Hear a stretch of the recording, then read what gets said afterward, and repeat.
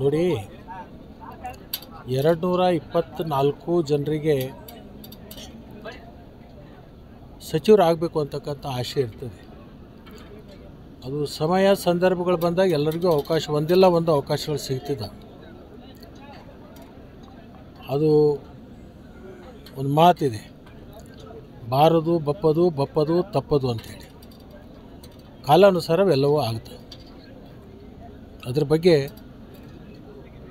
ನಾವು ಹೆಚ್ಚು ಆ ಕಡೆ ಲಕ್ಷ್ಯ ಕೊಡೋಕ್ಕಿಂತಲೂ ಕ್ಷೇತ್ರದ ಅಭಿವೃದ್ಧಿ ಮತ್ತು ಕ್ಷೇತ್ರದ ಜನತೆ ಒಂದು ಸಂತೋಷದಿಂದ ಆ ಕ್ಷೇತ್ರದಲ್ಲಿ ಅವ್ರಿಗೆ ಇರಲಿಕ್ಕೆ ಜನರಿಗೆ ಕೊಡಬೇಕಾಗಿರ್ತಕ್ಕಂಥ ಮೂಲಭೂತ सवलतुಗಳನ್ನು ಕೊಡೋದ್ರ ಮುಖಾಂತರ ಅವೆಲ್ಲವೂ ಕೂಡ ಆಲೋಚನೆ ಮಾಡಬೇಕಾಗ್ತದೆ. ನೀವು ಹಿರಿಯ ಶಾಸಕ आणि ते आंदोलन करत असताना ते आपली जी मागणी आहे, महाराष्ट्रामध्ये जाण्याची जी मागणी आहे, त्या मागणीवरती आता सुप्रीम कोर्टामध्ये दावा चालू आहे, सुप्रीम कोर्टामध्ये केस चालू आहे.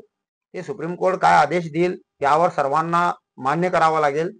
तोपर्यंत आपण इथं कोणाचीही मन इथं दुखवता कामा नये. कोणीही त्या ज्या पक्ष तो जे पक्ष आहे, जो लोकसभा सदस्य तो पक्ष जो व्यक्ती आहे, त्या व्यक्तीला मी सांगू इच्छितो की मराठी माणसाच्या मतांवरतीच तुम्ही ह्या ठिकाणी निवडून येत आहे आणि त्या मराठी माणसांना तुम्ही डिवचताय. त्या पक्षातील समस्त मराठी समाजाच्या नागरिकांना असतील किंवा समाजाला मी सांगू इच्छितो की आज त्यानं संपूर्ण मराठा समाजाचा, मराठी भाषिकांचा अपमान केलेला आहे हे बोलून, तर तुम्ही देखील त्या पक्षातील लोक देखील त्याच्यावरती आक्षेप घेतला पाहिजे, त्याचा निषेध केला पाहिजे. हेच मी या ठिकाणी सांगू इच्छितो.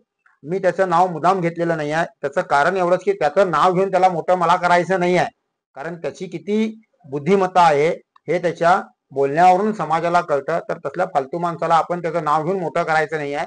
समाजाला विनंती आहे, तुम्ही कोणीही हे करत असताना त्याचं नाव तुमच्या तोंडामध्ये घेऊ नका.